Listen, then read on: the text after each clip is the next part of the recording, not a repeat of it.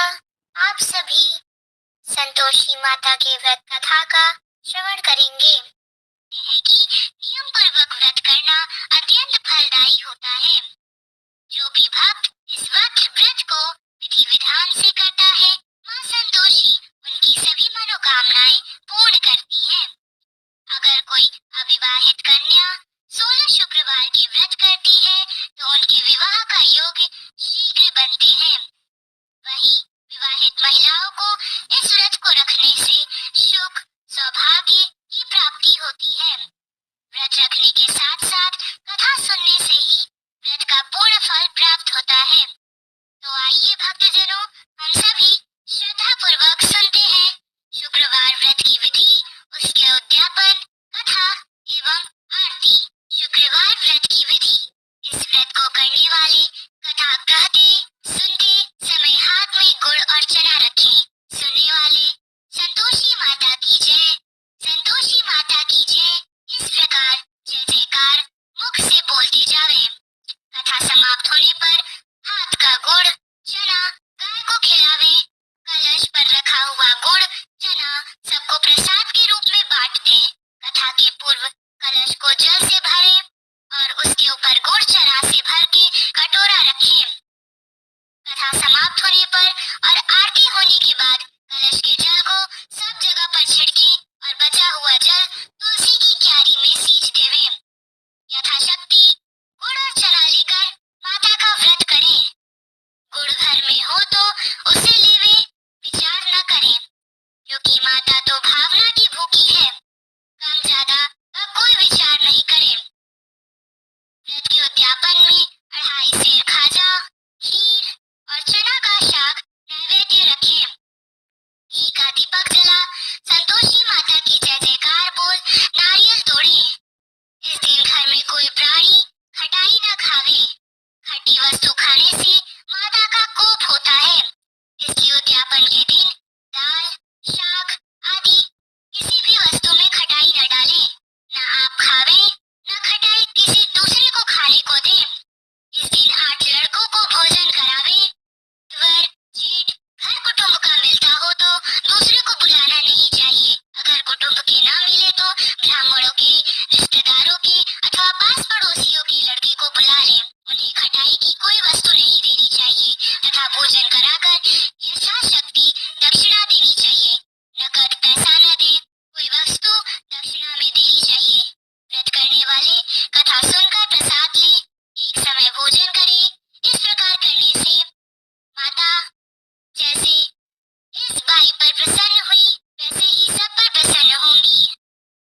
कथा के अनुसार रथी जिसके 7 बेटे थे, उनमें से 6 कमाते थे और एक न कमाने वाला था। वह बुढ़िया उन 6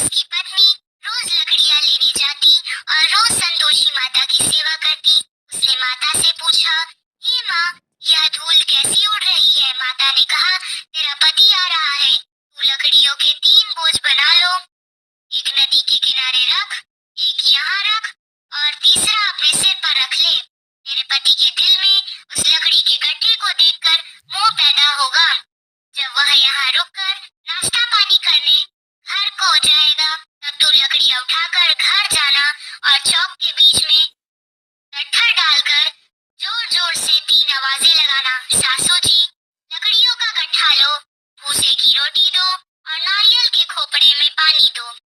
आज मेहमान कौन आया है? इसने माँ के चरण छुए और उसके कहे अनुसार सारा कार्य किया। वह तीसरा गट्ठा लेकर घर गई और चौक में डालकर कहने लगी, सासू जी, लकड़ियों का गट्ठर लो, भूसे की रोटी दो और नारियल के खोपड़े में पानी दो। आज मेहमान कौन आया है? यह सुनकर सास बाहर आकर कपट भरे वचनों से उसके दिए हुए कष्टों को भुला ले गए और कहने लगी, बेटी, तेरा पति आया है, आ मीठा भात और भोजन कर और गहने कपड़े पहन। अपनी माँ के ऐसे वचन सुनकर उसका पति बाहर आया और अपनी पत्नी के हाथ में अंगूठी देखकर व्याकुल हो उठा। उसने पूछा, यह कौन है? माँ ने कहा, यह तेरी बहू है। आज 12 बरस हो गए। यह दिन भर घूमती फिरती है, काम काज करती नहीं है, तुझे देखकर नखरे करती है। वह बोला, ठीक है, मैंने तुझे और इसे देख लिया है, अब मुझे दूसरे घर की चाबी दे दो, मैं उसमें रहूंगा। माँ ने कहा, ठीक है, जैसी तेरी मर्जी, और उसने चाबियों का गुच्छा पटक दिया। उसने अपना सारा सामान तीसरी मंजिल के ऊपर के कमरे में रख दिया। एक ही दिन में वे राजा के समान ठाट बाट वाले बन गए। इतने में ही अगला शुक्रवार आया। बहू ने अपने पति से कहा, मुझे संतोषी माता के व्रत का उद्यापन करना है। वह बोला, बहुत अच्छी बात है, खुशी से कर लो। जल्द ही उद्यापन की तैयारी करने लगी। उसने जेठ के लड़कों को जीमने के लिए कहा। उन्होंने मान लिया। पीछे से जेठानियों ने अपने बच्चों को सिखा दिया, तुम खटाई मांगना जिससे उसका उद्यापन पूरा न हो। लड़कों ने जीम कर खटाई मांगी। बहू कहने लगी, भाई, खटाई किसी को नहीं दी जाएगी, यह तो संतोषी माता का प्रसाद है। लड़के खड़े हो गए और बोले, पैसा लाओ। वह भोली कुछ न समझ सकी। अब तो मुझे रुलाने लगी। माता बोली, पुत्री, मुझे दुख है कि तुमने अभिमान करके मेरा व्रत तोड़ा है और इतनी जल्दी सब बातें भुला दी। वह कहने लगी, माता, मेरा कोई अपराध नहीं है, मुझे तो लड़कों ने भूल में दल दिया, मैंने भूल से ही उन्हें पैसे दे दिए। माँ, मुझे क्षमा करो, मैं दोबारा उद्यापन करूंगी। माता जी बोली, जा, तेरा पति रास्ते में ही आता हुआ मिलेगा। उसे रास्ते में उसका पति मिला। उसके पूछने पर वह बोला, राजा ने मुझे बुलाया था, मैं उससे मिलने गया था। वे फिर घर चले गए। कुछ ही दिन बाद फिर शुक्रवार आया। वह दोबारा पति की आज्ञा से उद्यापन करने लगी। उसने फिर जेठ के लड़कों को बुलवा दिया। जेठानियों ने फिर वही बात सिखा दी। लड़के भोजन की बात पर फिर खटाई मांगने लगे। उसने कहा, खटाई में तो कुछ भी नहीं मिलेगी, आना हो तो आओ। यह कहकर वह ब्राह्मणों के लड़कों को लाकर भोजन कराने लगी। यथाशक्ति उसने उन्हें दक्षिणा दी। संतोषी माता उस पर बड़ी प्रसन्न हुई। माता की कृपा से नवें मास में उसमें एक चंद्रमा के समान सुंदर पुत्र हुआ। अपने पुत्र को लेकर वह रोजाना मंदिर जाने लगी। एक दिन संतोषी माता ने सोचा कि यह यहाँ रोज आती है, आज मैं इसके घर चलूं, इसका सासरा देखूं। यह सोचकर उसने एक भयानक रूप बनाया। गुड़वचने से सनामुख, ऊपर को सूंड के समान होंठ, जिन पर मक्खियां भिनभिना रही थी। इसी सूरत में वह घर गई। दहलीज में पांव रखते ही उसकी सास बोली, देखो, कोई डाकिन आ रही है, इसे भगाओ नहीं तो किसी को खा जाएगी। लड़के भागकर खिड़की बंद करने लगे। सातवें लड़के की बहू खिड़की से देख रही थी। वह वहीं से चिल्लाने लगी, आज मेरी माता मेरे ही घर आई है। यह कहकर उसने बच्चों को दूध पीने से हटाया। इतने में ही सास बोली, पगली, इसे देखकर उतावली हुई है, बच्चे तो को भी पटक दिया। इतने में संतोषी माता के प्रताप से वहां लड़के ही लड़के नजर आने लगे। बहू बोली, सासू जी, मैं जिसका व्रत करती हूँ, यह वो ही संतोषी माता है। यह कहकर उसने सारी खिड़कियां खोल दी। सबने संतोषी माता के चरण पकड़ लिए और विनती कर कहने लगे, हे माता, हम मूर्ख हैं, अज्ञानी हैं, पापिनी हैं, तुम्हारे व्रत की विधि हम नहीं जानते थे। तुम्हारा व्रत भंग करके हमने बहुत बड़ा अपराध किया किया है। हे जगत माता,